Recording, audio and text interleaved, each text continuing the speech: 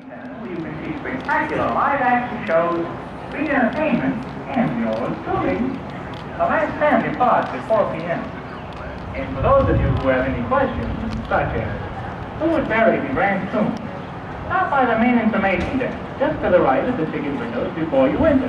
Or just ask any cast member. Tell them Groucho sent you.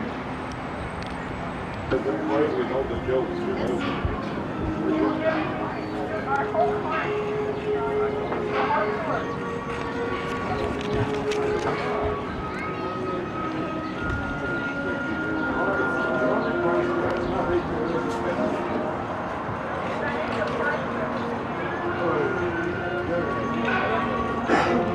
Dex.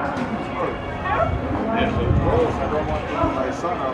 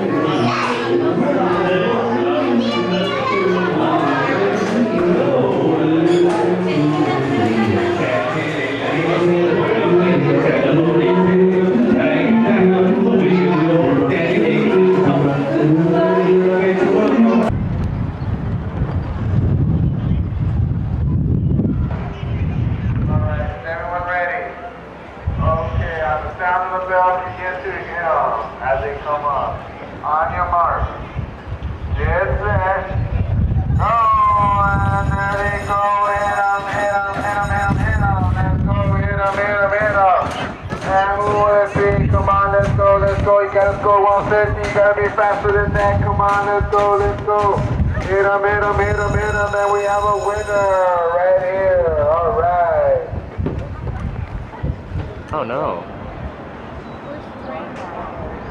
We're at where we got our tram ticket at. 225 to 240. Well, we've got till 240, that's 30 minutes.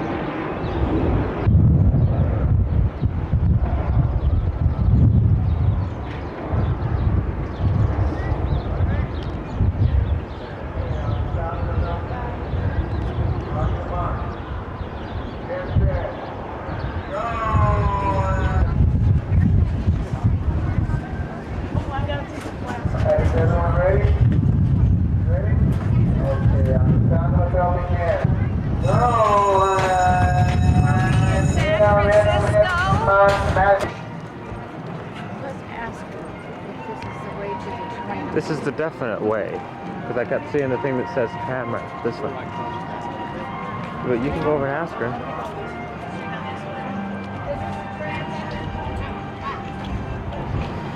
She says, I was so stupid people quit asking me that. Yeah. I see the house.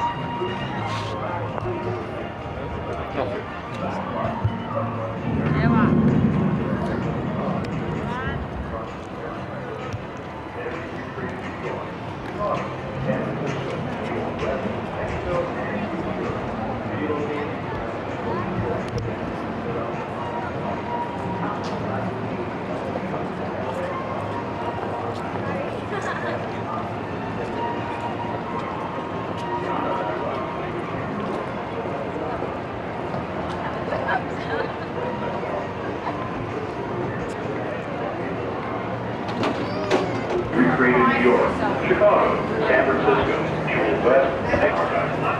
Countless classic movies and television series have been and are being filmed on our backlot, and our staff is constantly busy decorating for future production. Beyond our backlot, you can see the tan building that make up the Warner Brothers studios. You can also see the course of the lake.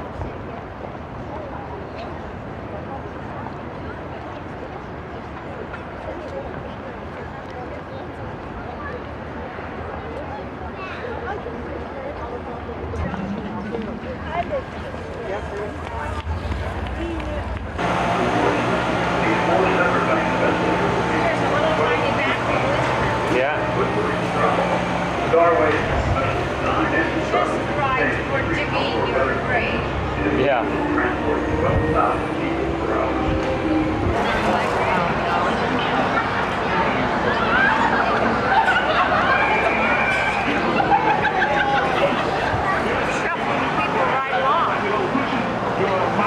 All you have to do is go get by him and he'll scare you into the tram. You get the kids. I hate you.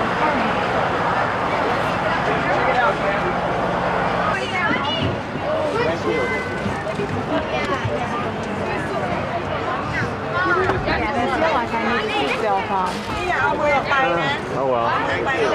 We're going to be taking off in just a moment. Now on board the tram, we do have a few safety rules for you. The first one is there's no smoking allowed, so if you're currently smoking a cigarette, please extinguish it on the bottom of the tram floor. Also, you keep your arms and legs inside the tram at all times. Once again, my name is Marla. I'll be your studio guide, and Leo's going to be our driver. He's going to be taking us into the Universal backlot.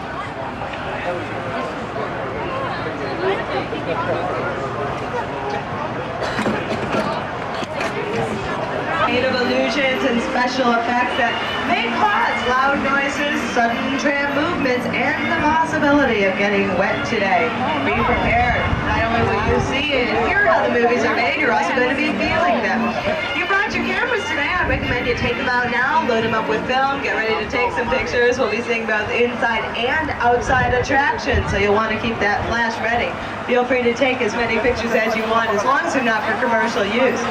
And if you have anything to eat or drink on board today, that's okay, as long as you don't throw that litter over the side of the tram. If you put it down on the floor, we can take care of it later at the conclusion of your tram ride. And if you lose anything outside of the tram, like a pair of sunglasses, a hat, or if a husband or child gets tossed over the side, don't you worry. Just reach overhead. Running down the center of the ceiling is our emergency card. You give that a tug, we'll pull over as soon as possible. Now, we have a little trick here we use in order to help you look in the right direction. If I ask you to take a look over on the driver's side of the tram, it means I want you to look to your left-hand side. When I say take a look to my side of the tram, I want you to look to your right-hand side. You think you got it? Well, we're going to test you on it. See? I want everyone to take a look to my side of the tram. If you're looking at a great big place with wood inside, you're looking in the right direction. This place is known as the Technical Center. It's the most state-of-the-art, complete technical center in all of Hollywood, housing our lumber mill, paint department, metal shop, even an automotive department. We have enough lumber and materials in this building to build an entire city, just like Hill Valley, California, from Back to the Future. And if you look on the upper floors of this building, behind those black windows is where our art department is hard at work. They're the ones responsible for planning out the sets that can go either inside a soundstage or in the back lot where we'll be at soon. They send the blueprints down to the various shops who do the construction. We also keep many of our production offices in this area. If you take a look here on my side, it's the Arthur Company, one of the largest independent production companies in Hollywood. They're responsible for shows like What a Dummy with Kay Ballard and Annabella Moore. They've also brought old shows back to life, such as The Bunsters Today with Lee Merriweather, John Shook. And as we cross over this street, we're going to be leaving the front lot behind us. We're going to head into the back lot. In fact, over on the driver's side is a portion of the Universal back lot that was burned in the fire. As you can see, we're already rebuilding it, getting ready for upcoming movies. Just like Child's Play 3. Yes, that's right. Chucky's coming back one more time to get into all sorts of mischief. You'll also have a new movie this summer called Monsters with Christian Slater and Richard Grieco. And we'll make those buildings look like New York City in the 30s and the 40s during the time of monsters like Al Capone. Those buildings are called facades. It's a French word meaning false front. We only use it for the exterior scenes. Just because we build new sets all the time doesn't mean we don't reuse the old ones. If you look here on my side, we have an old bridge. It was built for the movie Death Street Rides Again, way back in 1950. We took a ride on that bridge in the movie, and we're going to take a ride on the bridge right now. Hold on to your hats. You get a wonderful picture here on my side of the tram of some of these facades that are What? What do you mean? What do you mean that the tram is from... No, wait, they aren't connected, are they? Maybe we better just get off this bridge real fast.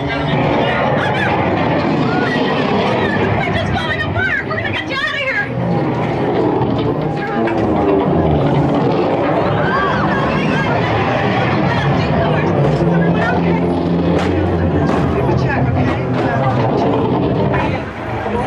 What happened to car number 5? Huh, made you look. There was no car number 5. Back in 1950, there was no bridge here. The bridge wasn't built until 1974. This is when we built it for the $6 million man. This is the same bridge Lee Majors was traced by the Sasquatch. Watch the bridge carefully. In a moment, folks, you'll see this very same bridge pull itself right back up together again. And there it goes. You see, this bridge works on a hydraulic system. It'll take it 45 seconds to pull itself right back up again so we can reuse it for the next tram that comes stumbling by. We used the same bridge in an episode of The Bionic Woman. We had it look as though Lindsay Wagner could jump from the water to the top of the bridge. Now you know she can't jump that high. What we actually did was place a stunt double at the top of the bridge, turned her around backwards and had her jump off in that direction. Then you reverse the film and made it look as though she's on a real plane. We go inside this building. It's called the 747 stage. That's because inside there we have 2 complete replicas of airplanes. They are full-size models, however they're cut in half. So the camera is actually outside of that airplane, taking a look at the action taking place inside. And that's where we filmed the action for Airport with Dean Martin. We were also there for The Accidental Tourist with William Hurt and Gina Davis, as well as other commercials and shows too. Now, when we need to go and film in a place that would require a small town setting, this is where we travel to. It's called Courthouse Square because it has a big courthouse coming up on the driver's side. We use it as an establishing fact. You establish the fact that you're in front of a courthouse, then you go in a soundstage to finish the filming. But this courthouse can also be a clock tower. Take your cameras out. Take a look. It is the same clock tower from Back to the Future. This is where Christopher Lloyd climbed to the top, attached a wire that got caught in the willow tree on the left before he could send Michael J. Fox back to the future. And in Back to the Future 2, we actually dug up all the grass you see in the center, filled that hole in with water, and that's where he appeared to be flying over that water, standing on his hoverboard. All the buildings here can have the fronts of them taken down with new ones put up. That's why we can use it for just about any town in the world we want it to be. In fact, this street is known as New York Street. It can be used as New York City, Seattle, Washington, like Harry and the Hendersons, or Chicago, Illinois, like in the Blues Brothers. That was the same street we used. And although it's very simple to have any neighborhood here on the outside, sometimes we do need more control inside a soundstage. We're going to show you how that can also be set up to look like the city. We're going to visit the 200 block of Fulton Avenue. All the set pieces have been brought in. The props are in place to make it appear as though it's a big city. Now we are waiting just a moment to get clearance for that. Seems like there's a problem on the other side. The sides and the front for filming. As we turn around to the back, you see there's really nothing here. We don't use it from filming from behind the scenes. And talking about going behind the scenes, we're going to do that just now.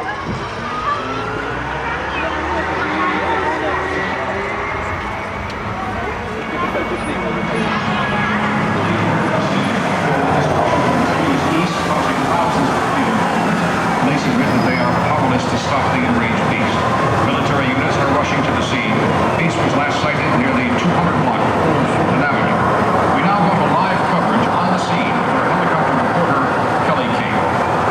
We're now hovering above the wreckage of a crushed L train. The helicopter beside us is searching for... Wait! There's a tramload of people down there! We've got to go down and warn them! Attention, people on the tram! You are in danger! Repeat! No, we have to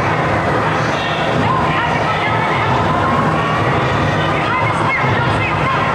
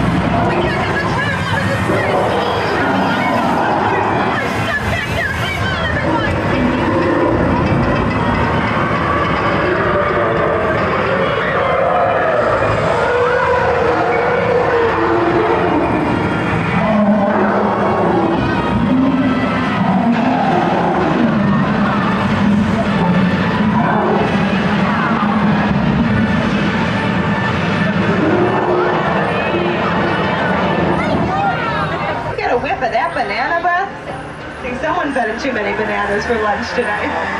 Back in 1933, when King Kong made his first appearance with Fay Ray in the RKO film, big riverboat here was used in the Mississippi Gambler with Tyrone Power. It is also just a facade. That boat can't really float. In order to create the illusion, we had it resting on the river bed. We've used the same boat in many different films. It was in Shenandoah with Jimmy Stewart saving a bunch of convicts' lives. We had a famous actor who once got his start when he worked on a television series named after this boat called The Riverboat. And it seems the director wanted him to work as a stuntman. So he got into costume and makeup and it appeared just like he was in a regular scene as the regular actor. He went to the top of the riverboat and jumped off the side.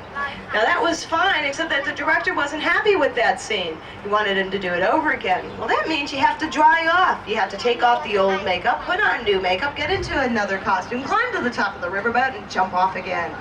Well, he did this about 3 or 4 different times. He's getting pretty worn out and pretty tired of jumping off that bridge. So what he did this last time is he called the director over, got him real close. He says, I want to know exactly what you want me to do off of here. And he pushed the director off the top of the bridge. The director told this actor, you're never going to work in this town again. Well, he lied. You know who he was? That was Burt Reynolds. And he was the one who became famous after jumping off the top of that riverboat. Take a close look at this river. You know this is the only part of the Pacific Ocean ever seen by McHale's Navy. PT-73 was rumored to have left a few unexploded mines in this ocean. That's just a rumor. I also heard that Noah's Ark was found here. Take a look across that ocean. You'll see Noah's Ark. It was from the movie Fletch Lives, starring Chevy Chase. And right ahead of us, we have the opening of the Red Sea. As we cross through it, take a close look around. This is the same swamp the creature from the Black Lagoon has been known to haunt. And a few dead bodies were found here in Psycho 2 and Psycho 3. As we depart from the Red Sea, we're landing in the South Sea island called Rerecorded. Over on the driver's side is where we have the monkeys are from the Tales of the Gold Monkey television series. It's built on tracks underneath the building. So you drive around to the back and see it was a facade. We built it on tracks so we can move it back to the other side of the island. One time we filled up this island with more palm trees and more white sand and filmed the Gilligan Island movies in that area. And as we head back on our tour, we're going to go to an area of the backlot Mel Brooks used for the history of the world. But we're going to go all the way back to the Roman days. This area is called Spartacus Square, after the movie Spartacus, which worked on the Sir Lawrence Olivier. Now, the director of that film, Stanley Kubrick, hired hundreds of college students to be stunt doubles and to work as extras on the film. And when they were dressed up as Roman soldiers, of course, they needed a little bit of makeup. That it would take up too much time and money to put makeup on every single one of those college students. So what he did instead, he lined everybody up, single file, spray painted makeup right onto their faces. Now we're going to have a closer look at actually concrete that had the cobblestones pressed out of it like a cookie cutter presses out cookie dough. This area was France in an episode of Rich Man, Poor Man. It was London in an episode of Murder, She Wrote. And it could be just about anywhere in Europe we wanted to be. It was used for the first Academy Award-winning film called All Quiet on the Western Front. And in the 30s and 40s, we used this area quite often when Universal became famous for its horror film classics. Movies like Frankenstein. If you have those cameras ready, take a look on my side. This is the very same arch Frankenstein's monster came walking through when he terrorized all the townspeople. It's called The Court of Miracles, named in 1919 after the first horror film movie done here called The Miracle Man. Nowadays, we use this area to store some of our larger props. Take a look over on the driver's side. You can wave hello to Paul Bunyan and his Blue Ox fame. They appeared in The Great Outdoors, starring John Candy and Dan Aykroyd. The white jet plane right next to it is used in Quantum Leap. Last season, you could see Dean Stockwell walking through the nose of that plane in the opening credits. And you can see Scott Bakula on Wednesday nights on that show. Now, as we enter into this soundstage, I'll give you a little background on it. It's the only two-level soundstage in all of Hollywood. That's so that we can have both an interior and an exterior set built at the same time. It's called a hot set. Now, it doesn't mean it's hot in here. It means all the props have been brought in, set into place. They're hot because you don't want to touch them. Now, as we come on down here with some of the different props that we use, they can seem very realistic. In fact, that newspaper stand on the driver's side has a San Francisco front. But it's just a little trouble we kept in California. Please remain in your seats. Nothing to worry about.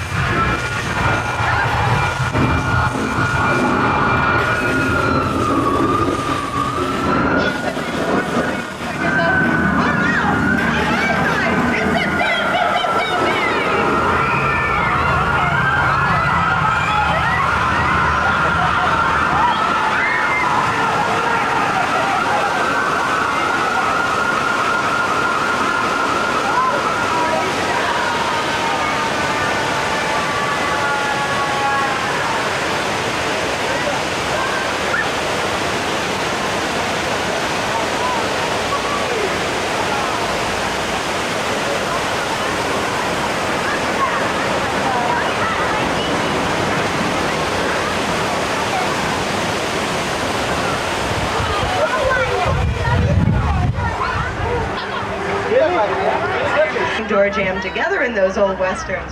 If you take a look on the driver's side in the first car just behind you a bit, it's a street called Denver Street. That dirt pad has also been used in many different sorts of shows. In fact, we used it most recently for an Ever-Ready commercial in an old western town.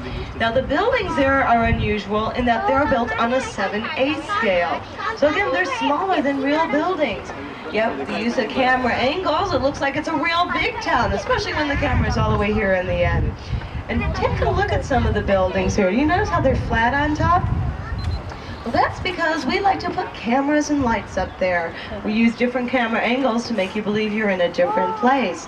Those camera angles are used quite a bit by Alfred Hitchcock years ago. He was an expert at using those different camera angles and creating a different feeling for each new scene or a different place while you're using the same sets.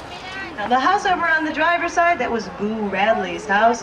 We've also used some of these houses in different movies and television shows just by changing the colors of them. Painting them a new color or adding a porch makes it seem like a new place. But the house you see over on the driver's side is a practical set.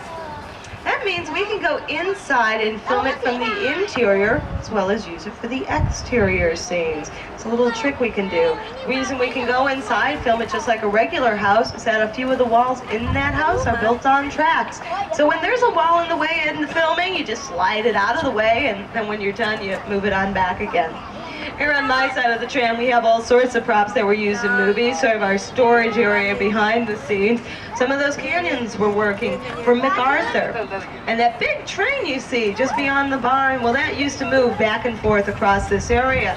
See, we only had it move just a couple of feet, so when we were filming it, we could sort of add all that film in together and make it look realistic.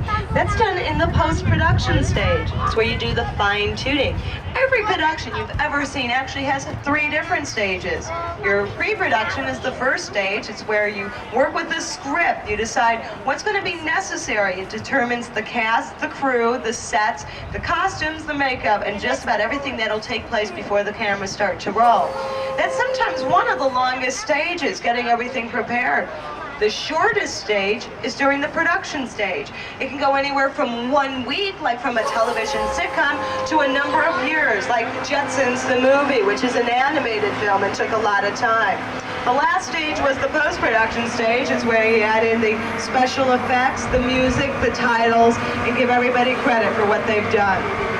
Now, as we go into this area of the back lot, we're going to visit an area that was used in a motion picture. Hold on one moment here, folks.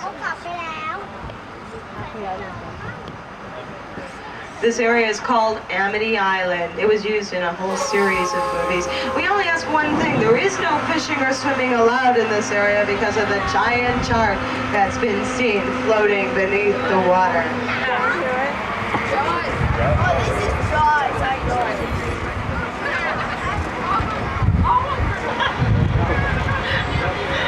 Folks, we're going to go around Amity Island here for just a moment. You got a real good look at it from the other side.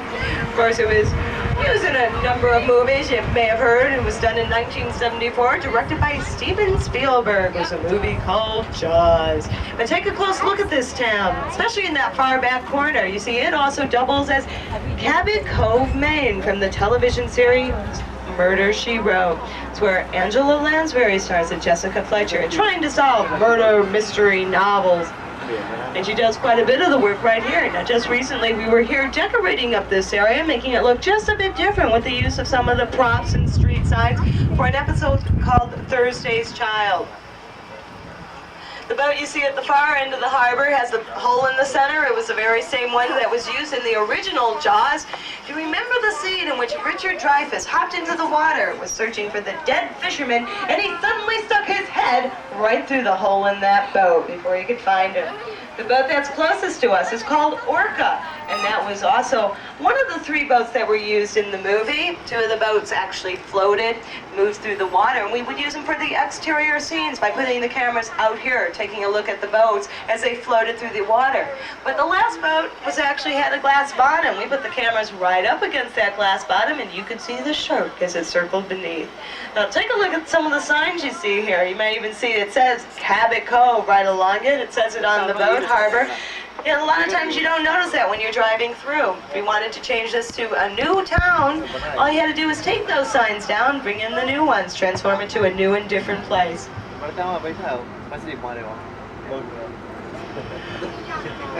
have a funny story that happened one day. That's what they meant by 50-50. It's only going to rain on 50% of the tram. Take a look on the driver's side. It's raining over there. It's clear and dry here on my side of the tram. Now, you do know if you have such heavy rain here at Universal, it can cause other problems. I heard about flash floods happening in this area. But that's just a legend. I don't think we're in any... Oh, folks, that doesn't sound good. Sounds like there's a flood heading for us. Take a look at the top of that hill.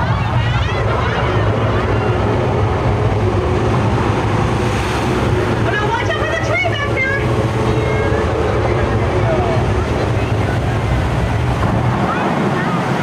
You folks just witnessed real movie-making magic. Look carefully alongside the trees here, hidden on top of the buildings. You can see the hoses. We point them upwards, turn the faucets on, looks like it was raining. And when we release 10,000 gallons of water from the top of the hill all at once, we have a flash flood. This was the same process we used in the river with Sissy Spacek and Mel Gibson. We will conserve all this water. See, it's going to go right underneath that bridge where we have special pumps set to pump it back up to the top again. Even the trees here go right back up again. It's made out of a special wood. It's called Hollywood. Take you away from this cold wet weather. As we travel beneath this arch, we're going to go to a land that's warmer and drier. And you know what? 3 amigos went riding through this area with the Orion film. Steve Martin, Martin Short, and Chevy Chase. Called Mexico. However, it was also called Ancient Jerusalem in the miniseries Masada. All we had to do was hide all the asphalt under white sand to create that illusion. And coming up here on my side of the tram, inside this livery stable, this is where W.C. Fields was almost hung in My Little Chickadee before Mae West came along and saved his life in the nick of time. As we circle around the corner, we're going to visit an area called 6 Points, Texas. And if you take a good look around here, I bet you can tell me why we call it that. You see okay?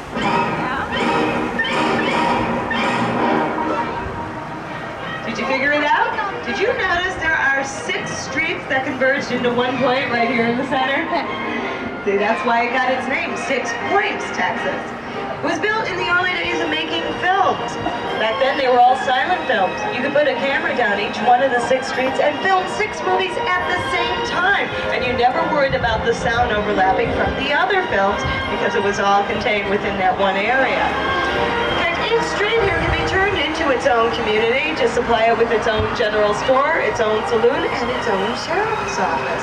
When that sheriff had to chase a bad guy out of town, all he had to do was hop on his horse and chase him right over to the street around the corner. We use this area for a movie, for television shows like Laramie and Stagecoach, and even here on my side of the tram, inside that feeding grain bar. Years ago, that was a real-life livery stable. In fact, we're using it like that even today. In the 1950s, we used it for the Francis the Talking Mule films. And have you ever wondered how we got Francis to talk? It's really very easy. We used to put peanut butter on the roof of his mouth, and when he licked it off, it looked like he was talking. Well, singing and dancing are a little hard out. And in our early years of making musicals here at Universal, we had a wonderful singing and dancing star known as Deanna Durbin. She was known for her portrayal in 3 Smart Girls. She also appeared in 1,000 Men and a Girl. We've had other major stars here at Universal singing and dancing. Michael Jackson came here when he started down the road with Diana Ross and the Wiz. When we paired off Dolly Parton and Burt Reynolds, we got the best little whorehouse in Texas. And you can see it right here on my side of the tram. It's Miss Mona's Chicken Ranch. Now, it seems they had a few casting problems when they were in pre-production for this movie. Originally, the stars they wanted for the show were not Dolly Parton or Burt Reynolds. They had wanted Shirley MacLaine to play the role of Miss Mona. And can you imagine anyone other than Burt Reynolds in the role of the sheriff? Well, how about Willie Nelson? That would have been quite a twosome. We're going to take a ride down Colonial Street. This area has a bunch of facades. They were homes used in many movies. Right on the corner is where John Belushi tried to peer into the sorority dorm window in National Lampoon's Animal House. And also on the driver's side, that blue house with the white trim was 1313 Mockingbird Lane. It was the home for the Munsters with Fred Gwynn. Changing the doorway, adding a porch, we've been able to use it in other productions, just like the yellow house next to it. That's currently being used for the new Lassie series, but it was also the home for the Hardy Boys. And the blue house on the driver's side was where the thrill of it all took place with Doris Day and James Garner. Legend has it Doris Day lived in every single one of these houses. However, each time she had a new husband. And on my side of the tram, we have our business district with the state police department here, but that was the place where Leave It to Beaver went to school. Even the churches could be turned into schoolhouses. Just take the steeple down, and that's where Eddie Munster went to class. The Colonial Mansion on my side was used as Uncle Tom's cabin originally. However, it was also the sanitarium for Jimmy Stewart, because he kept seeing a great big white bunny rabbit named Harvey. See, by painting the buildings new colors or adding porches, changing the street signs, we can make it anywhere in the world we want. That's why we call it Anytown, USA. A few years ago, we turned it into a small suburban community. You'll recognize the houses on the driver's side from that movie called The Burbs. In fact, that beige house we're passing by on the driver's side, it was the Kopecks home, which exploded at the end of the film. And this blue house on the driver's side is where Carrie Fisher and Tom Hanks lived. Tom Hanks should remember that home when he made the movie Dragnet, is where he used to pick up the Virgin Connie Swale. Right next door, this blue house has a garage in the back. That's where they used to park the cars with James Brolin. And the White House with green trim coming up is where Matlock currently lives. It's a Viacom production starring Andy Griffith and Nancy Stafford. We even have some scary houses here. This brown house on the driver's side was the House of Seven Gables. Legend has it that the actor who starred in that movie claimed he would never make another scary movie again. Yet I think he changed his mind. He appeared in a movie called Tower of London. He also did a voiceover in Michael Jackson's Thriller videotape. His name is Vincent Price, and he went on to do many other horror. The shower scene took 7 days to film, 70 different camera angles for only 3 minutes worth of film footage. And you know, not once during that entire scene was Anthony Perkins there. He used to stand in double. He was in New York during that filming. And to simulate the sound of a stabbing, we had a crew member stab a watermelon several times. Cars just drove right in. As we turn around the front of this area, take a look from the motel to the top of the house. You see a series of stairs leading upwards. We fondly call that our psychopath. And legend has it, Mama lives in this house to this day. Take a close look in that upper left-hand window. I think you can even hear her calling There's a cabin used on the Great Outdoors. The Psycho house is also just a shell. We only used it for the exterior scenes like in Psycho 2 and Psycho 3. That's different from the log cabin on the driver's side. That's another practical set. But that one was built in a soundstage first and later on moved out here. Do you recognize it? That's the one from The Great Outdoors with John Candy and Dan Aykroyd. We also used it in an episode of Moonlighting. Excuse me. For Moonlighting in Lassie. It was called The Gathering of the Klansmen. We gathered all those Klansmen right here and we did the episode. You see the little small cabin located in those woods? That was the one used in the Tales from the Crypt. And if you can imagine all this area covered up with white snow, it's where we filmed John Carpenter's The Thing. Not only can we have a snow front here, we can also have a beach front. In fact, that's coming up here on my side of the tram. It's a little bit of the Bahamas. That's because we made this backdrop for the movie Jaws, The Revenge. It was the 4th in the series, and most of the actual filming took place in the Bahamas. But when it came time for the final thematic scenes, we built this area. This is the world's largest backdrop. We dyed the sky and the water a deeper shade of blue so it would match all the other filming from the Bahamas. And the big black contraption you see on the right-hand side on land, that's a wave machine. It was placed in the water and created all the waves that you saw that sent Michael Caine tumbling into the water. I heard there was so much blue dye in that water, each time he fell in, kept turning his blonde hair blue. Boy, it's getting awfully cold here. Wait a minute, where did that snow come from? Oh gosh, we've just risen to a 12,000 foot elevation. Folks, there's ice on the ground and, oh no, we're heading into an ice tunnel. Oh, you guys are gonna have to remain quiet going through this tunnel. I don't want to cause any more problems today.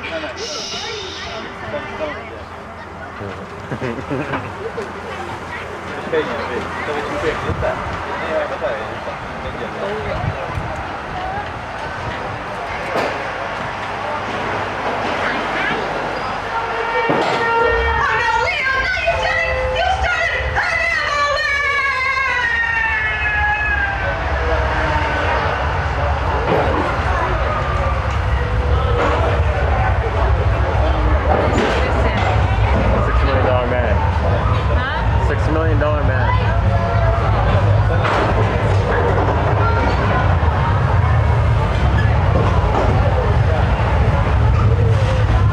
Oh wait, it's coming to a stop. We're gonna get out of here alive. We're gonna have to use tunnel while we have a chance. No, it's too late for that. It's starting again. If you get dizzy, close your eyes and hang on, everyone.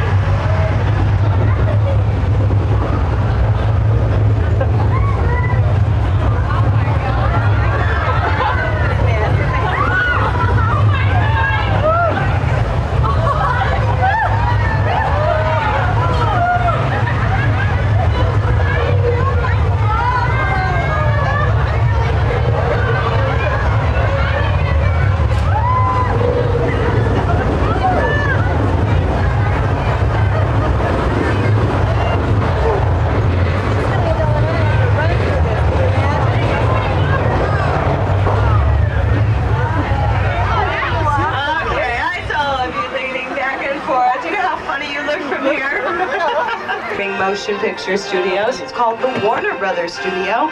However, it's Universal Studios Hollywood. That is the biggest and the busiest motion picture studio in Hollywood. We're sitting on 420 acres of land. Below us, hundreds of facades that have been used for many blockbuster films like E.T. the Extraterrestrial, The Sing, All Quiet on the Western Front, and many other Academy Award-winning films as well. We've been making films here since 1950. That's when Uncle Carl Lemley came to this area, purchased it. You have blundered into a silent battle zone. You are all our prisoners.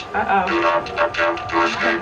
Move forward immediately, or we will blast you. Well, thank you, but we're on a tram ride from Universal. We're going to go behind your ship so we won't disturb you anymore today. Bye! Hello. Move. Yes, sir. Anything you say. Leo, I don't think we have a choice here. You better do what he said. Folks, I'm afraid we're being captured by a Cylon battleship. You better get those cameras handy. You may need proof to show your lawyers if we make it out of here today.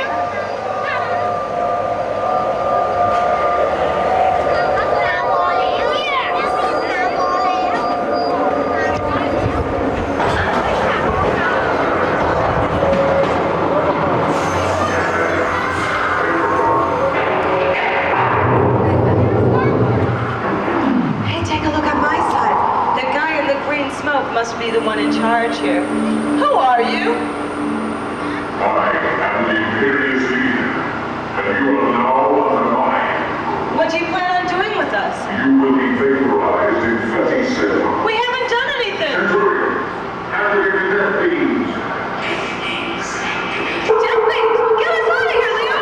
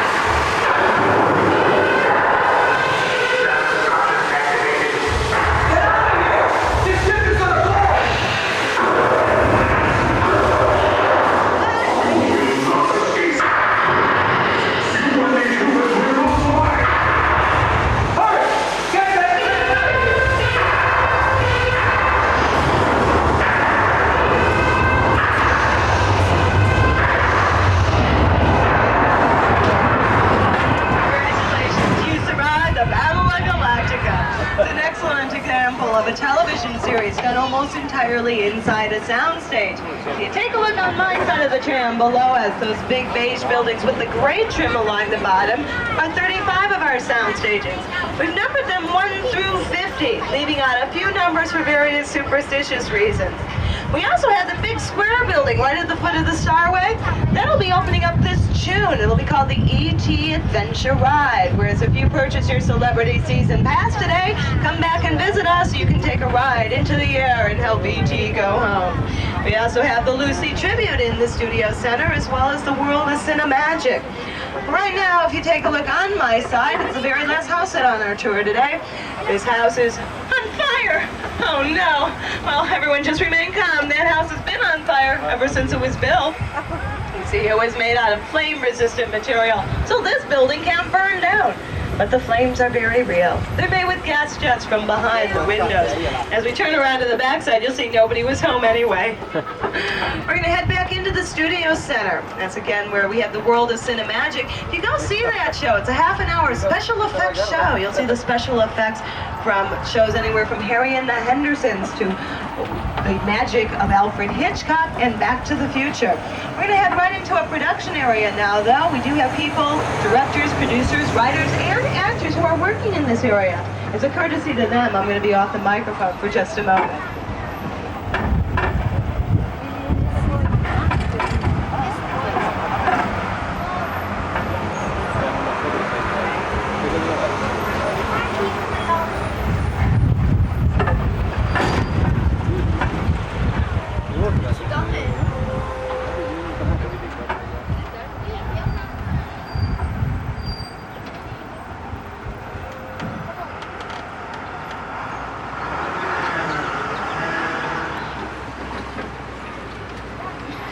Leo and I have had a lot of fun having you on our tram today.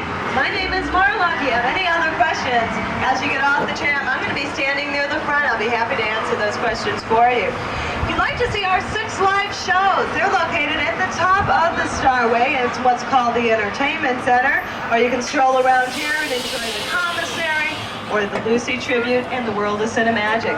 Have a great day today here, folks, and we'll see you in the movies. Goodbye. What about Dracula?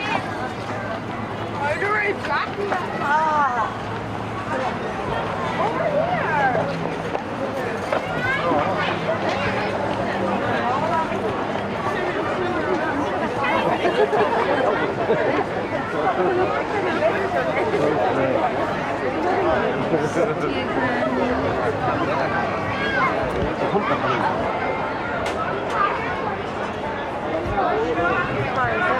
The Blues Brothers. Oh. I haven't seen that movie. Oh, no way. No way what? You had to have seen it. No, I haven't. I didn't.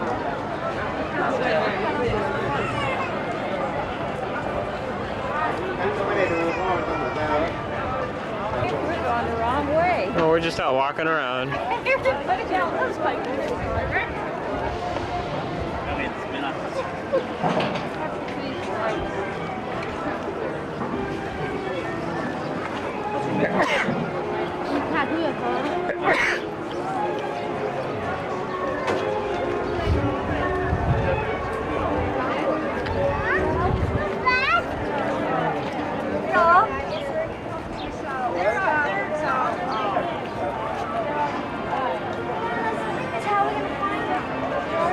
Here's the Lucy thing.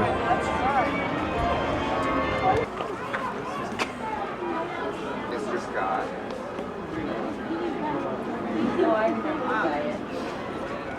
Oh, shoot, Steven.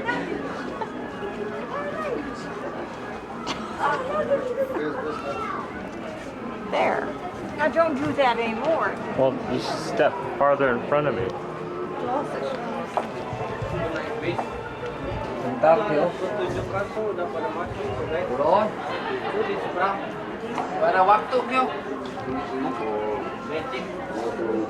Right over here next to Marty, two of you can get to know each other. Little thing going here, all right. And now we need a rather burly gentleman to be our gimbal volunteer. You know what that means, do you? You're going to rock the DeLorean back and forth, make it look like it's moving. You want to help us out? Okay, she wants you to do it. Just step down there, sir. It's not going to be hurt. It's not going to hurt at all. It's very painless.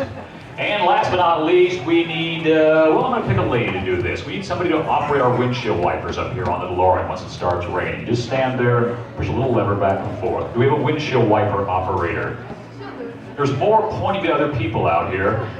I'm going to pick the person that's doing the pointing. You, come on down here. You're big with your finger in your hand. Now get down here. Come on. You can help us out. That's my third dirty look. Okay. Just make your way down here in front and join Marty and Jennifer and our gimbal volunteer.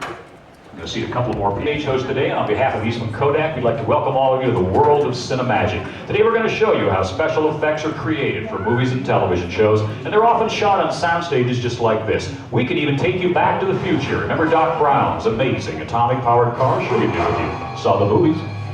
Are you telling me you built a time machine? Out of a DeLorean? Hey, talk about your flux capacitors. This car can travel through time.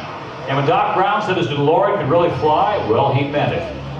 But getting these shots wasn't easy. In fact, we had to use 15 different kinds of cars to shoot them. Now, we started with an actual working DeLorean, just used for many of the driving shots. In Back to the Future Part 2, though, we needed a car that could fly and hover. So we built this model right back here, made of fiberglass, and we formed it to look like a DeLorean. Now, it looks good up here on the screen, but you couldn't drive it because it doesn't have an engine. So we have to help it out a little bit, especially in the flying scenes. How do we do that? By using trucks.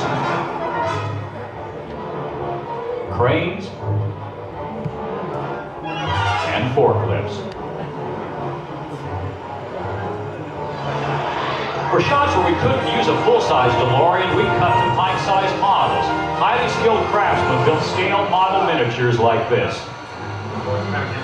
This computer-controlled model cost $115,000.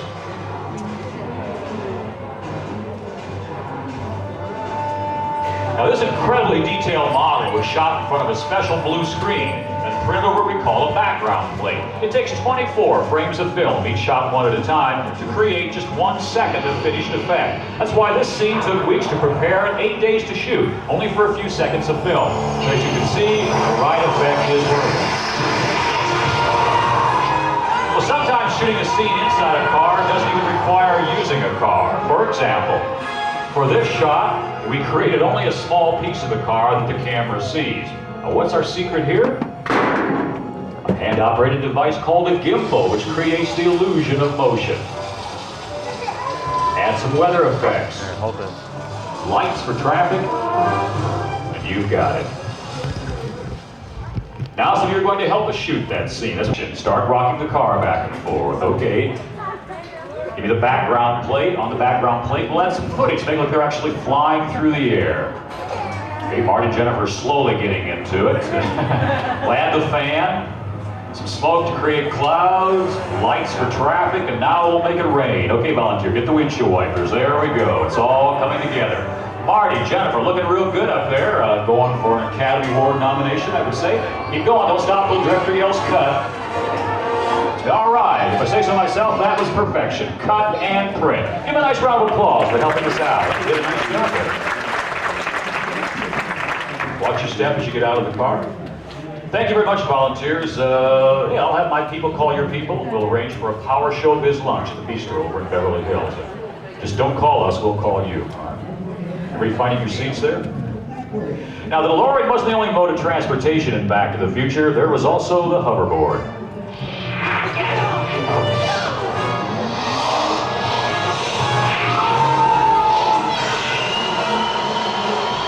Let's see what really kept these actors up in the air. Well, it may not be advanced technology, but it works.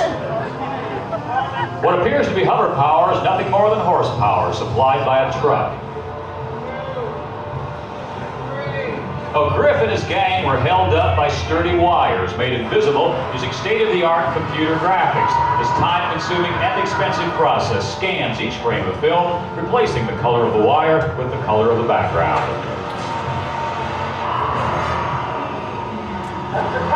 The clock tower is part of Courthouse Square on Universal's back lot. It was completely redone to create 4 different time periods for the Back to the Future films. Here we see it, the final exciting scene from the original Back to the Future. Much of this sequence was shot on the back lot, but many of the clock tower shots were an inside shot, filmed on a stage, something like this. Here we have complete control over the weather. We can make it thunder and lightning whenever we want to.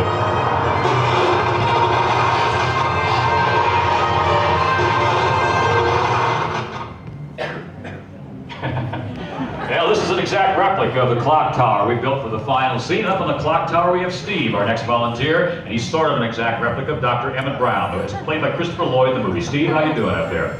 Hey, you're only 10 feet above the stage floor, but when we see you through the eyes of the camera, it looks like you're in a ledge high above Courthouse Square. Now, Steve, remember, you have one job. You must get that cord plugged into the socket. So let's start the scene, and action. By the way, Steve, this is the storm scene. Cue the wind. Yeah, you can feel the wind now, Steve. Okay. Steve, I sure hope you like rain. Rain!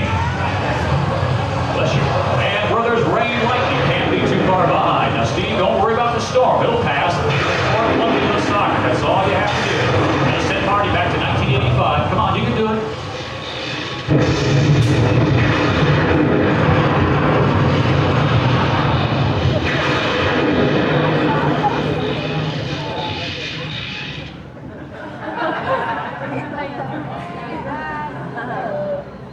Whoops. Steve. And we lose more volunteers that way. Oh well. But now you know some of our secrets of special effects, but here at Universal we try not to forget the most important ingredient of any special effect is your imaginations. Now hold on to those imaginations, because on our next stage we're going to take you into the world of Alfred Hitchcock, the master of terror and suspense. We're going to show you how he filmed one of those most frightening scenes, the shower scene from Psycho. Now those of you who are uncomfortable at the sight of blood, even though it is just chocolate syrup, if you want to sit this one out, we'll understand. What you can do is the group moves on, you just come down here in the second row, walk outside, and you can rejoin us about 12 minutes from now over on the third set. But keep in mind, you can always close your eyes. Now, ladies and gentlemen, here in the first and second rows, because of my wheelchair party, get turned. And now, from 300 Hollywood feet up in the air, we're going to demonstrate how this process works. It would, of course, be too dangerous to actually have Norman Lloyd and Robert Cummings 300 feet above New York Harbor, so Mr. Hitchcock used matte process photography inside a soundstage. Now, this process is really fairly simple, like most terrific ideas. It allows us to put our actors in any location we choose. In this case, the Statue of Liberty. To demonstrate how the process works, both of our volunteers will play the part of the evil villain. Now, we're going to film them against a special blue floor, which we can optically remove and replace another background or scene, any background we want, like we're doing now. Watch the screen.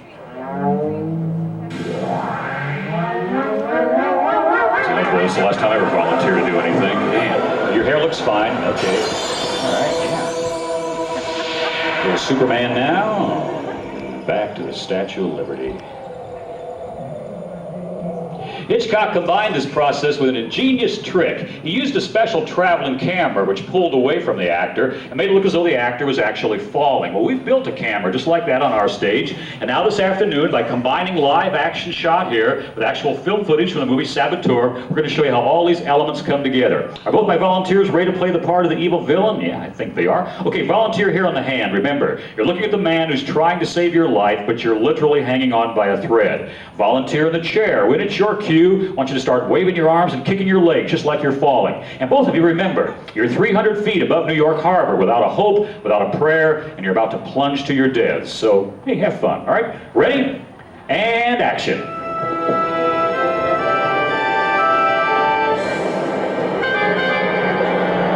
I'll get you sleep.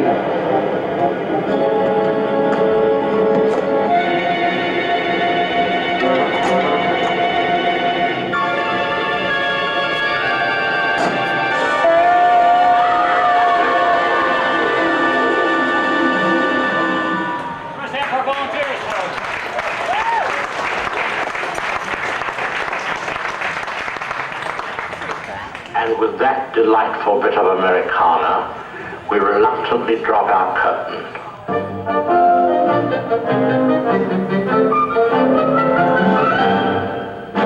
Well, thank you, Mr. Hitchcock. Ladies and gentlemen, I've just been informed.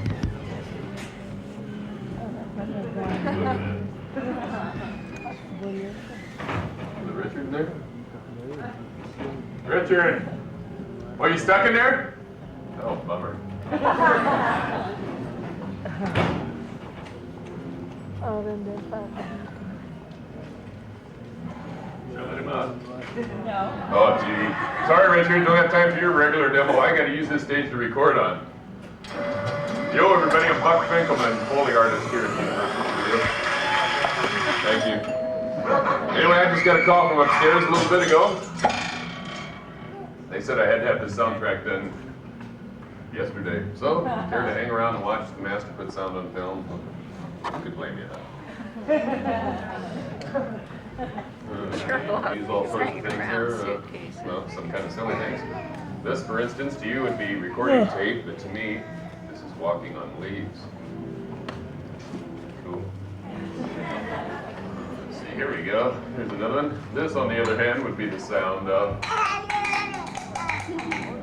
Oh, it's too hectic. Fully humor. Okay. Herb, you wake up there? Pop in the black and white work print for me. I want to show these people what a film sounds like before I get hold of it, okay? Roger, Dodger, I'm with you. Yeah, you wish. Yeah, well, you know what I mean.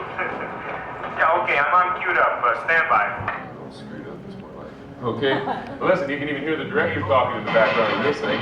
Move over to the side. Ground, Harry. Ground. Good. I've got to replace everything that doesn't belong up there with sounds that I make down here. Oh, this scene needs lots of work too. Well, it's going to take me the rest of the night. Unless I have some help. Me.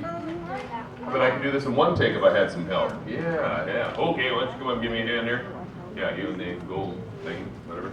Okay, you need all sorts. You want to come up and give me a hand too? You do that? I need all sizes and types here. How about you and the AAC thing? Yeah. Okay, yeah, you back there too? Get down here. Oh, it'll be fun, trust me. Okay, the kid in the cap too. 1, 2, 3, 4, 5. Okay, how about you in the white sweater then? Yeah, trying to hide, weren't you? Okay, 1, 2, 6. Okay, need one more. Okay, way over there, holding your hand up with it. Yeah, there you go. All right. Let's see. Why don't you just come with me first here? Boy, this is going to be more fun than tour of Porcelain later. Okay, you're going to be making the crash sounds inside the refrigerator that happen up on screen, but don't watch the screen. Just stand here, watch this light. Whenever this light comes on, that means that the microphone is on too. It means you grab this thing and shake it like this, okay? Okay, so whenever the light comes on, shake it. Don't break it. Let the big guy there in the black. Yep, dude. So let's see now. You're going to be the crasher. You're going to watch this light. Whenever that light comes on, I need you to do this. Whip that around one time like it's no tomorrow, okay? Don't mess it up, it will be no tomorrow. Oh boy, this seemed like a good idea. Hi. Let's see here. How about you? Yeah, come on over here. Okay, you stand right over here. You got 2 things to do. Watch this light. The first time the light comes on, I want you to turn the doorknob like you're trying to get in the house, okay? Any other time after that light comes on, mess up the silverware in the drawer. Okay, first time doorknob, any other time silverware. It'll be great. It's never gonna work. Okay. Let's see here. What's you? Okay, here's your light. Watch this light from over here. Whenever that light comes on, I want you to make wind. Break wind. When you do that, turn this crank. It makes a blizzard. Cool, huh? Okay, when the light's on, crank. When the light's off, don't crank. How about you? You come on over here. All right. The lady's gonna make big thunder here, all right? Kind of a neat job. So you watch that light. Whenever that light comes on, do this. Okay. You. Should have done this in a different order, but we'll make it work. So you got a very special job to do. You watch this light. Whenever this light comes on, in here in the microphone, I need you to make the sound of whatever Harry looks like he's making on the screen. Don't thank me now. So when he grunts, you got to grunt. When he growls, you growl. When he sneezes, you sneeze. And when he eats, you make big sloppy eating sounds. I'm serious. My whole job depends on this. And I'll tell you what, though, at the end, Harry's going to go like that. You don't have to do anything. I know that breaks your heart, but no, you don't have to do the big roar because we got that hooked up over here. Guess that's your job. What's your name? That's correct. Okay. Well, That's correct. Okay, well, let's tell you what. Right over here, dude. At the end of the clip, there's going to be time for a big, hairy roar. I think you can handle it, dude. That light's going to come on one time at the end of the clip. If the microphone's on, you do the roar. So try a roar once. Just right there. Try a big roar. Okay, that's pretty good. Tell you what, dude. I just had a little more Bigfoot and a little less big new kid on the block. So really wind up. Give Uncle Buck a big one in there. Chicks will dig it. Trust me. Really, really wind up. One from the gut this time. Go ahead, try one more. Ooh, what do you think, huh? Good job. Okay, watch that light. Don't be nervous. I will show the fence on you.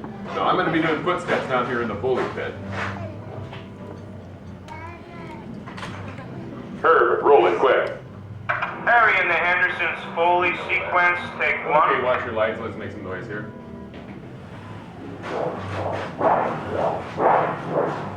Nice weather.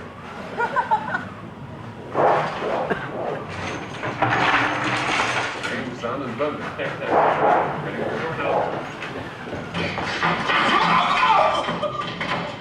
Okay, your moment to shine. When the light comes on, you growl. It's like a wild lights on. Growl, go giggle, growl.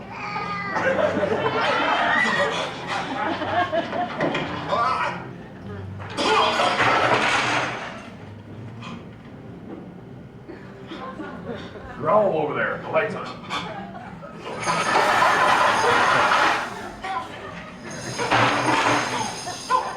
Okay, now you gotta sneeze on you. You're doing so good so far. You're gonna sneeze. Okay. Yeah, what a big. Somebody! Oh, there you go. Hurry! Get your mother! Frank!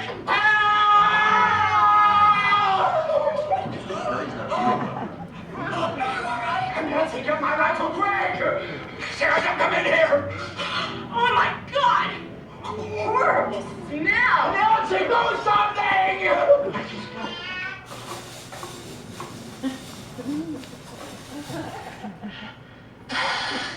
What are you doing? That's brilliant. That's brilliant. Come on, everybody, let's get out of here quick. Come on, Sarah. Oh, no, Sarah! Hey, this time you gotta eat. Mom, my corsage! No. Good stuff. My orchid! I was gonna keep that flower for the rest of my life, and you ate it! Come on, let's go!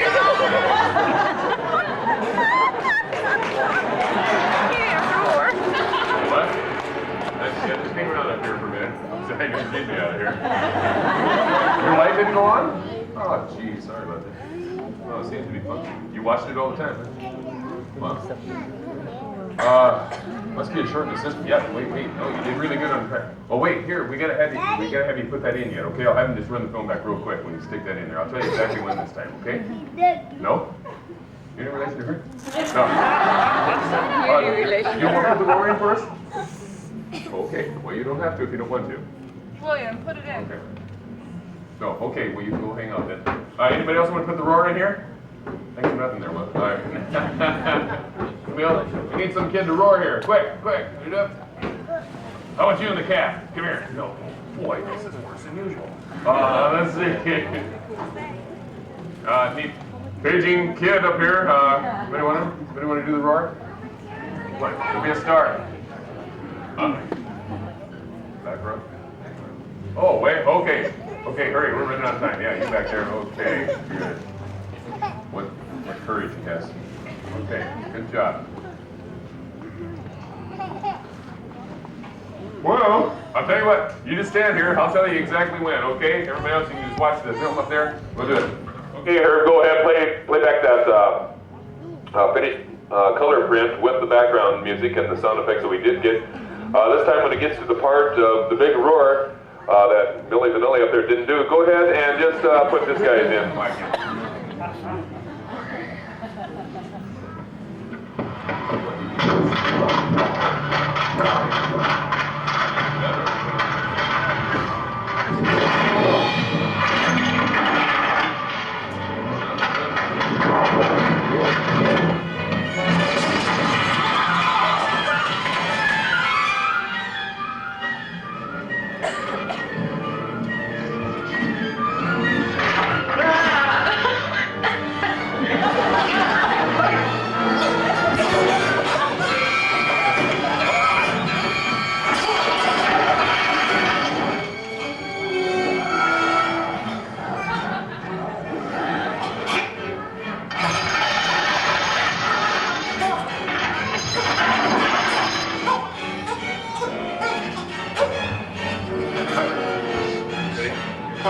She's a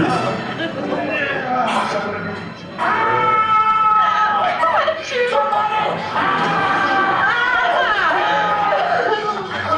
Get your mother! Frick!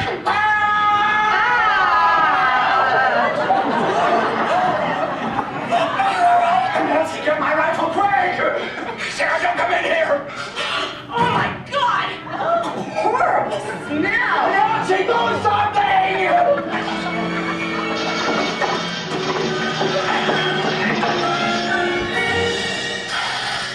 What are you doing? God. That's brilliant. Come on, everybody, let's get out of here. Come on, Sarah. Oh my corsage! No. My orchid! I was gonna keep that flower for the rest of my life. And you ate it!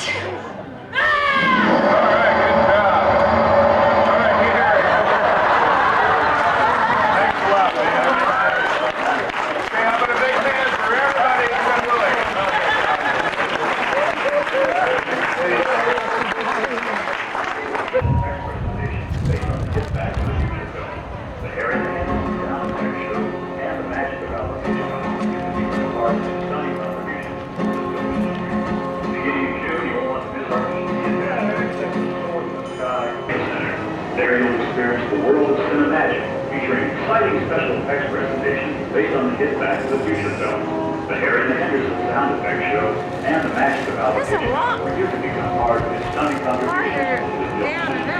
Beginning in June, you won't want to miss our ET adventure, where you'll be able to soar through the sky aboard a starbound bicycle on a thrilling 15 Studio Center also features cultural. You'll find a variety of gift shops throughout the entertainment center, and built-in camera supplies are readily available. Universal Studios Hollywood is constantly adding new attractions and offering special events. So, ask about purchasing a Celebrity Season Pass, special booth. You say it's 1,200 feet from the bottom up to the top? Oh, that was pretty far. I think so.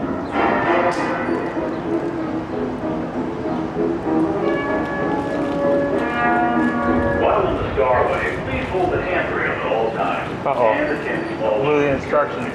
Also, there's no smoking. On the upper lot of Universal Studios. You're in the sun. There you go.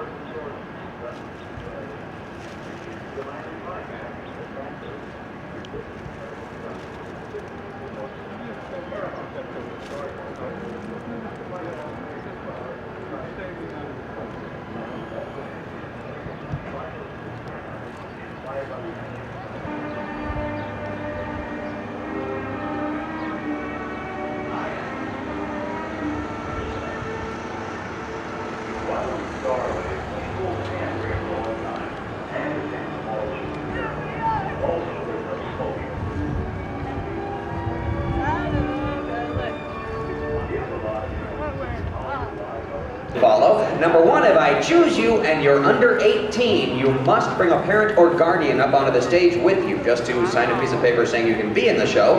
Number two, if I choose you, make sure that it's you that I'm choosing. It's that easy. We need 4 bad guys to play Klingons. Now, Klingons are mean, disgusting, obnoxious, big, ugly, loud people. If you want to be a Klingon, let me hear from you. I can't hear you. Yell! Oh, give the guy in the hat. The guy in the hat, come on up here. The stairs on either side of the stage. 3 more. We'll leave it.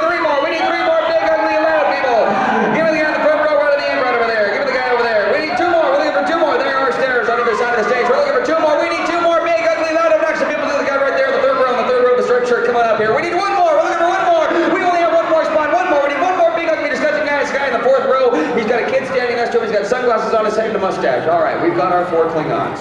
But it's not over yet, because you folks are going to decide which one of these 4 is going to be the star of the show. The star of the show is the Klingon captain. The captain gets all the best lines, all the close-ups, and quite possibly could go on to a career in motion pictures.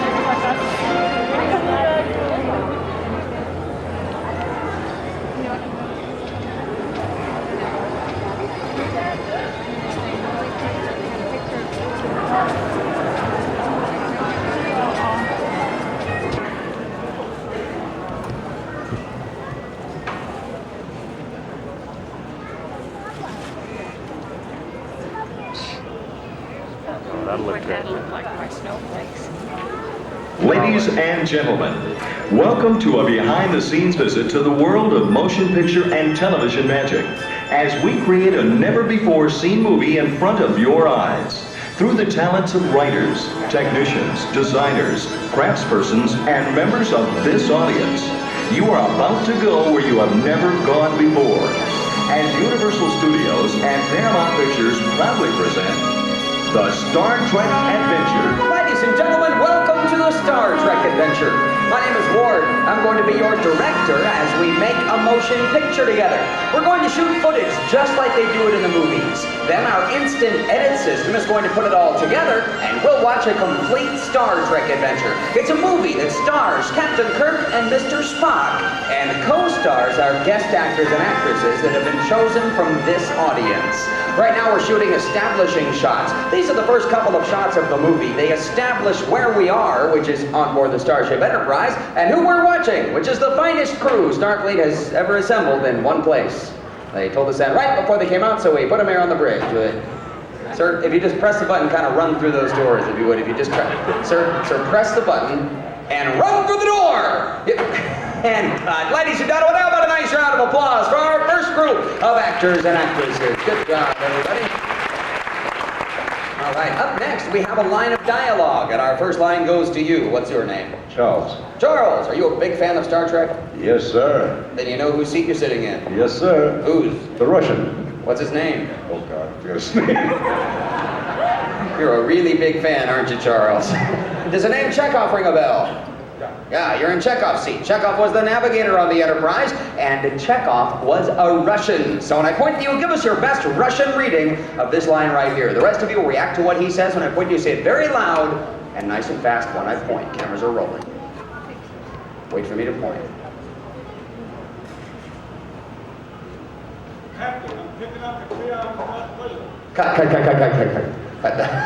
That's very good. We're going to try one more time. I really want you to yell this line really loud. Let me hear you yell Captain right now. Just yell Captain. Captain! Yell it! Captain! That's perfect. Say it just like that. Take 2. Roll cameras. A little bit faster, if you would. Captain, I'm picking up the clear on whistle. God, give him a hand, ladies and gentlemen. A perfect reading. Those were great reactions, too. Of course, Klingons in the area only mean we're being hit by phaser fire. So when I lean to my left, everybody lean this way. When I lean back to the right, you lean back the other way. This is a big battle scene. Cameras are rolling, and action! Lean to the right! Lean over to the left! Lean back to your right, and back to your left.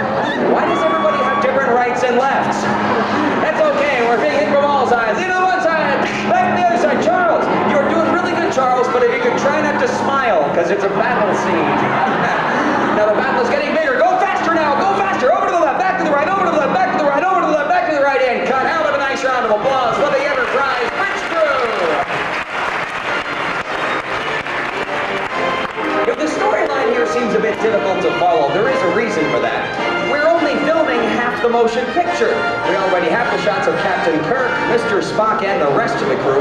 We're going to be editing those shots in between the shots that we take of our guest actors. That way, we'll come up with a complete motion picture. Now, I also mentioned we're filming this like it's done in the movies. And one thing they do in the movies is called shooting out of sequence. What that simply means is the order you watch the movie in is not the same order it's filmed in. They film as many scenes as they can on one set. It saves a lot of time that way, then they move to the next set. At any rate, we're moving on down below decks to the engineering department. So ladies and gentlemen, how about a nice warm welcome for this brave group of engineers? All right, listen up, guys. The situation here is very tense. We've been attacked by the Klingons. I need to see tension. I need to see sweat pouring off your face. Can you sweat? No? Don't worry about it. Makeup, we need some sweat down here. This is Hollywood. We're going to make it look like you've been working hard all day. Don't worry about a thing. There you go. That's real sweat, too. We collected from Conan. What's your name? Matt. And who are you? Gabe and Matt, you two have a very important job. You need to supply the ship with power by putting the dilithium rods up into these holes, all right? You guys over here need to push the buttons on the computer to regain control of the ship. But one of the engineers is braver than all of the rest. One of the engineers has volunteered to put his life in jeopardy by stepping into our very dangerous, life-threatening radiation chamber. Hi. Hi, What's your name? Luciano. Luciano, you didn't volunteer for this, didn't you? No. Thank you. Go with Larry. We appreciate your bravery, Luciano. There's nothing to worry about. Larry will take care of you. Now, I told you all your jobs, but here's the catch. You need to complete your tasks before the radon ionizer gauge reaches 0, or it's meltdown for Luciano. And right now, I'd like to introduce all of you to Mr. Total Meltdown. Up at the top of the chamber is Mr. Total Meltdown. Trust me, there'll be a Mr. Total Meltdown up there, ladies and gentlemen. And if they don't complete their task by the time the radiation meter gets down to 0, it will be meltdown. So, but now the lights are going down. Are you ready? Get ready on the buttons over here, okay? You guys are going to get ready on these rods. I need to see the tension in your faces as we perform this scene. Show me tension. You got it. Get ready on the buttons. Action, go! Push the buttons. Get the rods in the holes over there. You got to work faster. It's meltdown. Got a bad feeling about this. Here we go now. There goes 7, 6. Everybody. 5, 4. Everyone. 3. They're panicking. 2, 1. Meltdown.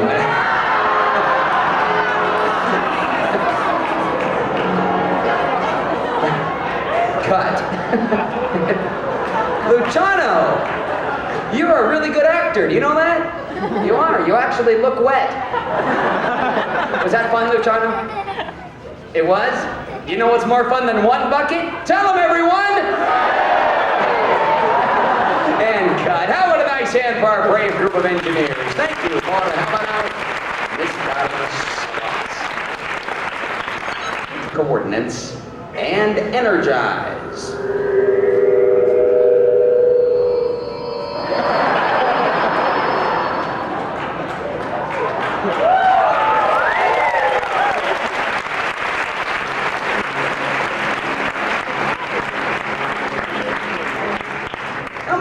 somebody you want to put in there later? Yeah, I do. All right, we have some special guests here today. We're very honored to have with us today 3 of the most powerful alien beings in the entire universe. Now, the aliens are here to deliver a message. It's kind of a greeting, and they do play an important part in the outcome of the movie. So, ladies and gentlemen, if you'd be so kind as to burst into a thunderous round of applause, welcoming our first powerful alien visitor. Physical gestures and mental telepathy, each movement with a meaning.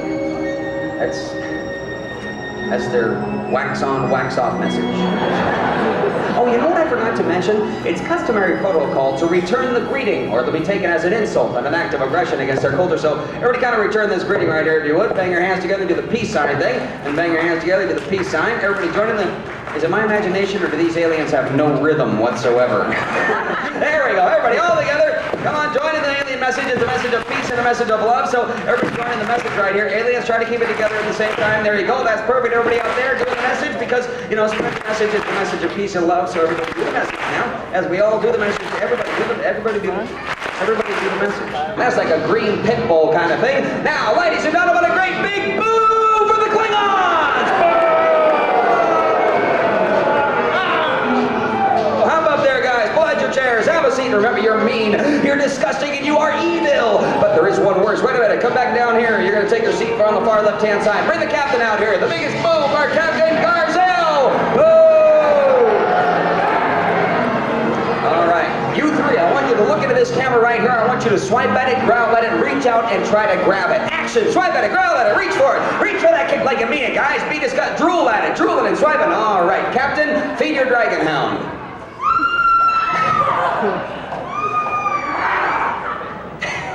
Mean, I'm telling you, he's mean. We have a lot of dialogue for you, Captain. Now, the line is in Klingonese. That's the language that Klingons speak. Don't worry, though, when we play the movie back, we're going to add English subtitles, so you'll understand everything. When I point to you, Captain, I want you to yell this line as loud as you can and as mean as you can when I point to you. Roll cameras. No charger! Live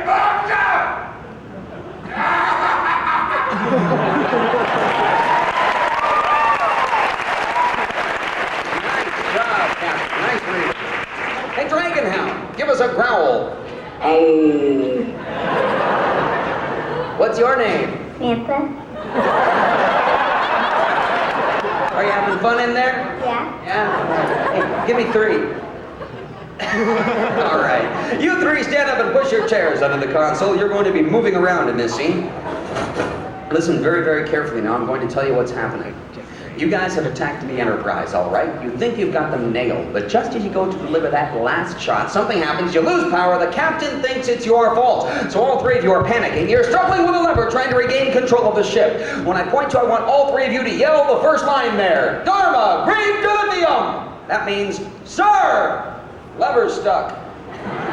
You yell the next line, Captain, Green Clash. That means fix it or you die. You're gonna panic. You're gonna running over here to this side of the set. I want you to grab onto the handle, pull it down that way, look at the captain and say, Captain, please don't kill me. I can't fix this ship. At the same time, you panic. Run over here, back on the wall, give it a kick, look at the captain and say, Captain, please don't kill me. I can't fix this ship. Now see the button when I tell you to push the button. I want you to push the button. You the middle, you're still pointing to the left. When I point it on the left, look at the camera and say, hello. That means over Klingonese, Captain, what are you crashing? Who the bloody gun shoot when he shoots you die? Are there any questions? Good. Roll cameras. Grab the lever. Captain, stand up. You 3, look at me.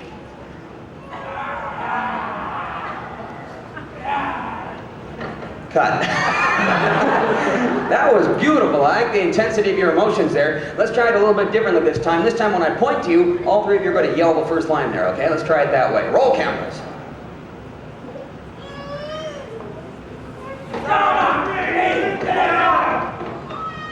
Cut. That was really good. Now we're going to try it one more time. This time...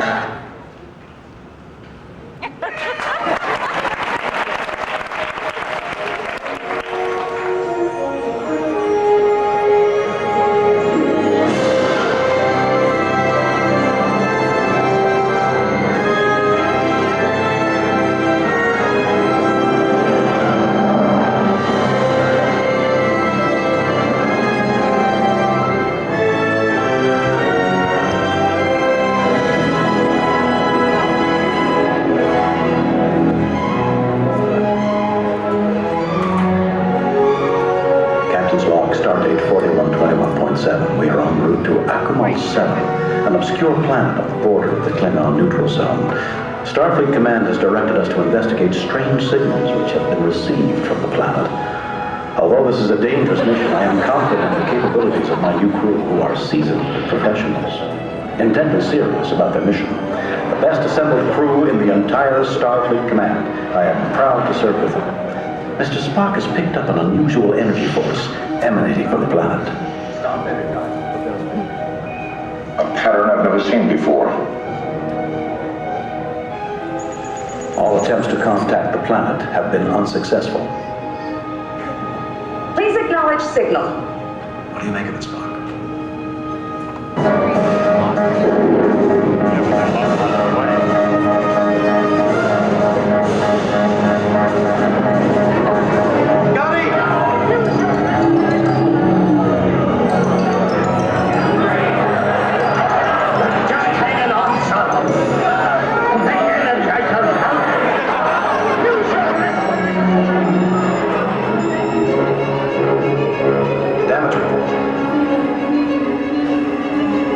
They knew exactly where to hit us.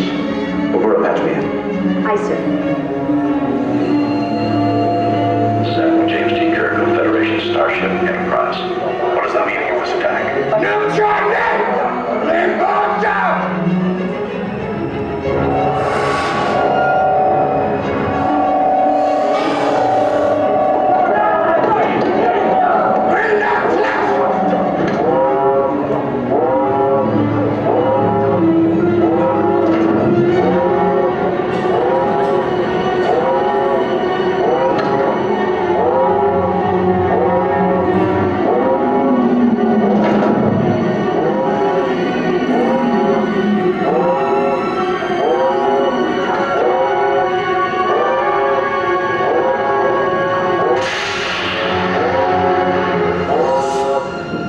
Log supplemental.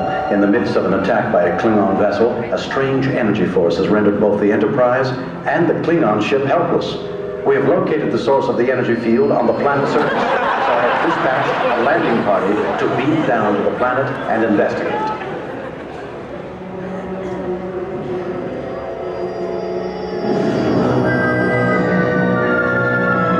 Everything's quiet here, sir. No sign of life anywhere. Scanning.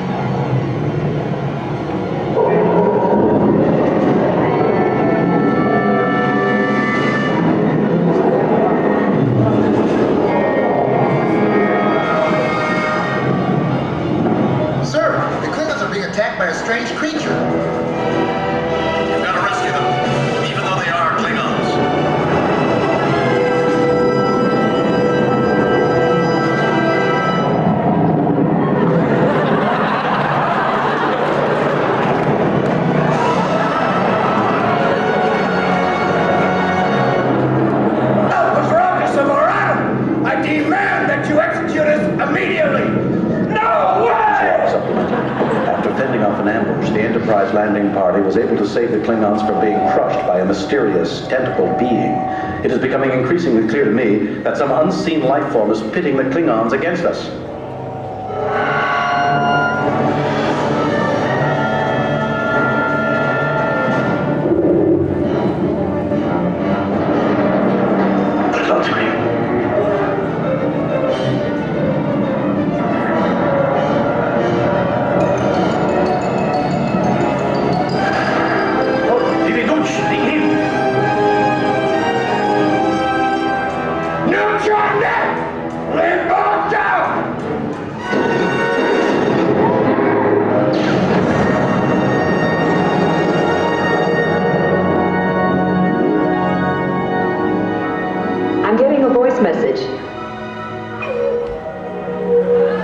Klingons and Federation members, we are the preceptors, the teachers. All you have experienced here has been illusion, a test to see if you are capable of peaceful coexistence. While your cultures are primitive, we believe there is great hope for you are not as different from each other as you may believe. Learn our lesson well, for if you fail to become allies, the other path will bring your ruin. Farewell.